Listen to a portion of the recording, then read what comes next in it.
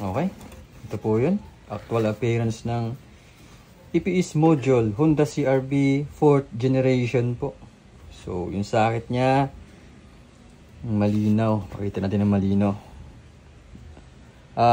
Sa kaliwa dalawang malaki, yung maliliit na pin ay 5 saka 4. Sa right side naman tatlong malaking pin, tapos yung maliliit ay 4, sa gitna ay 5, sa sunod ay 4 po. So ito po yung actual appearance po. So fix ko na lang din po itong kabila. Ito po yung pang 4th generation po na Honda CR-V po yan. 4th generation. So baka mamaya kailangan nyo po ng laking pinion or kailangan nyo ng EPS module, at kung mayroong stock baka meron po sa time na mag-i-inquire po kayo ba. Message nyo lang po ako.